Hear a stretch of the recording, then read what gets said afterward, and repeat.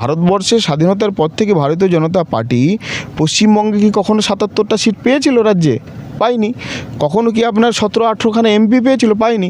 তো তৃণমূল আসার পরে কেন পেলো? এটা মানুষের একটা প্রশ্ন। রাহুল গান্ধী মানুষের কাছে একটা হচ্ছে যে একটা আবেগ, এটা নন্দীগ্রামেও আমি লক্ষ্য করছি। ২০২৯ সালে ভারতবর্ষের রাজনীতিতে যে পরিবর্তন আসবে, এটা মানুষ এখন থেকে মানসিক প্রস্তুতি নিয়ে নিয়েছে। তারই হচ্ছে যেটা আমাদের আপনার হচ্ছে গ্রাউন্ড ওয়ার্ক। নন্দীগ্রামের কোনো প্রার্থীকে, যে কোনো রাজনৈতিক প্রার্থীকে কেউ কোনো প্রার্থীকে বাড়িতে ইনভিটেশন করেছে বলে আমার মনে হয় না।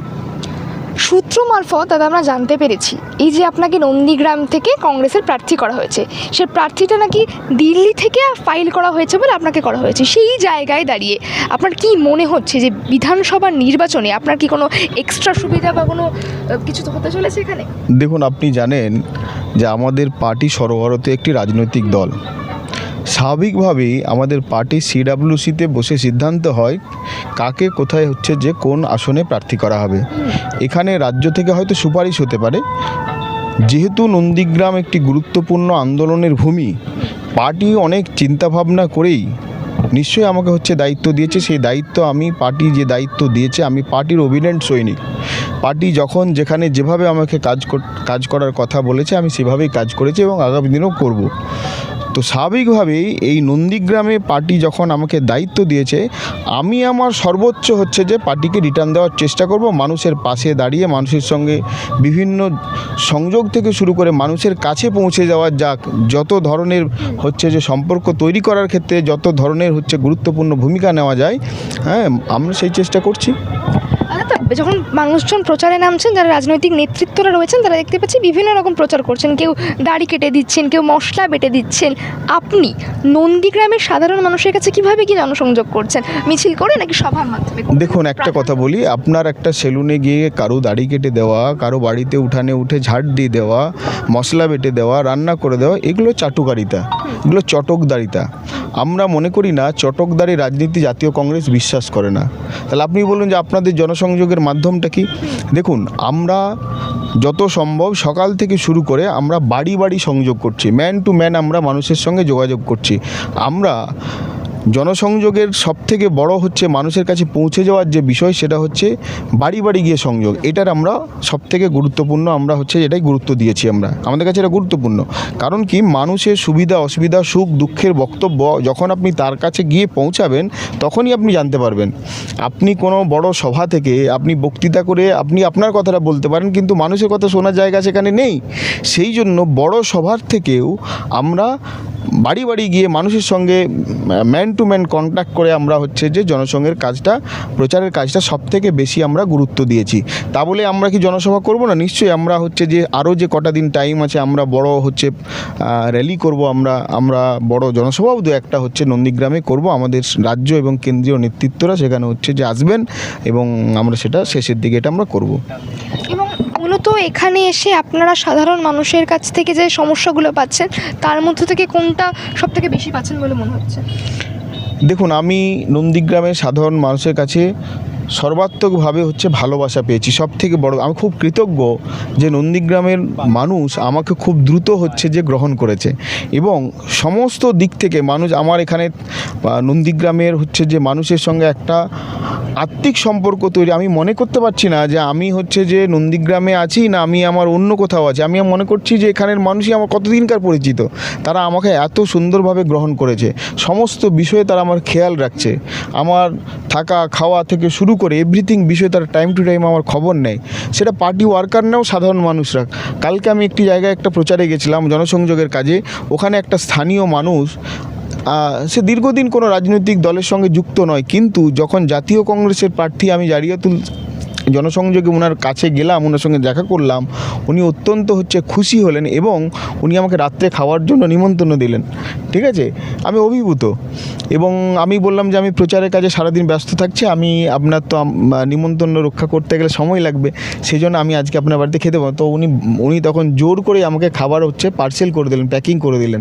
তো আপনি এটা বলুন, আমার মনে হয় না নন্দীগ্রামের কোনো প্রার্থীকে, যে কোনো রাজনৈতিক প্রার্থীকে কেউ কোনো প্রার্থীকে বাড়িতে ইনভিটেশন করেছে বলে আমার মনে হয় না। তো জাতীয় কংগ্রেসের, এটা আমার কোনো ক্রেডিট না, এই ক্রেডিট হচ্ছে জাতীয় কংগ্রেসের ক্রেডিট। এই ক্রেডিট হচ্ছে আপনার হচ্ছে রাহুল গান্ধীর, কারণ রাহুল গান্ধী মানুষের কাছে একটা হচ্ছে যে একটা আবেগ, এটা নন্দীগ্রামেও আমি লক্ষ্য করছি। কারণ 2029 সালে ভারতবর্ষের রাজনীতিতে যে পরিবর্তন আসবে, এটা মানুষ এখন থেকে মানসিক প্রস্তুতি নিয়ে নিয়েছে। তারই হচ্ছে যেটা আমাদের আপনার হচ্ছে গ্রাউন্ড ওয়ার্ক।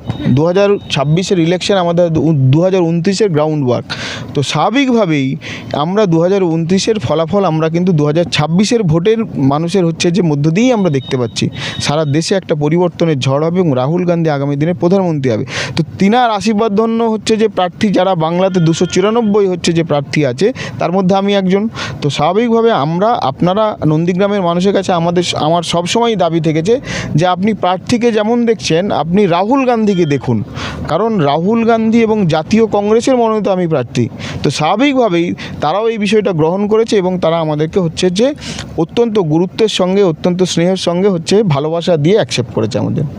রাহুল গান্ধীর কথা আপনি তুললেন, সেই জায়গায় দাঁড়িয়ে আজকে রাহুল গান্ধী বঙ্গে এসেছেন এবং তিনি মঞ্চ থেকে দাঁড়িয়ে বক্তৃতা রাখছেন, তখন বলছেন যে বিজেপিকে সুবিধা করে দিচ্ছেন তৃণমূল কংগ্রেস।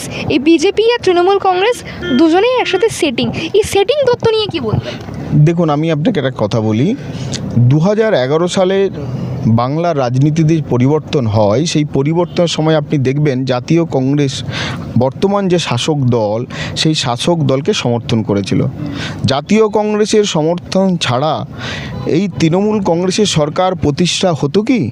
তো জাতীয় কংগ্রেস সর্বাত্মকভাবে সহযোগিতা করেছিল। তৎকালীন সময়ে বামফ্রন্ট সরকারের হচ্ছে ঔদ্ধত্য, দুর্নীতির থেকে বড় ছিল তাদের ঔদ্ধত্য, অহমিক আত্মকেন্দ্রিক মানসিকতা। বামপন্থীদের তৎকালীন সরকারের যে সমস্ত গুরুত্বপূর্ণ ব্যক্তিত্ব, তাদের অহমিকা, দম্ভ, আত্মকেন্দ্রিক মানসিকতা মানুষকে অতিষ্ঠ করে তুলেছিল।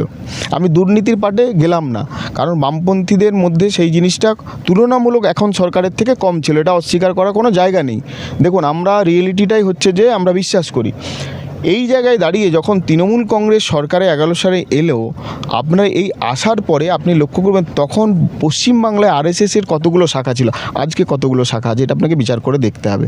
তখন পশ্চিমবঙ্গে ভোট অফ পার্সেন্টেজ বিজেপির, ভারতীয় জনতা পার্টির কী ছিল, আজকে ভারতীয় জনতা পার্টির হচ্ছে ভোট অফ পার্সেন্টেজটা কত, এটা আপনাকে ফলো করতে হবে। তো আমি সেটিং বললে তো সেটিং নয়, মানুষ কি বলছে, মানুষের মধ্যে তো এরকম একটা চিন্তাভাবনা আছেই। কারণ না হলে ভারতীয় জনতা পার্টি তৃণমূলের সময় এত প্রোগ্রেস করলো কেন বাংলায়?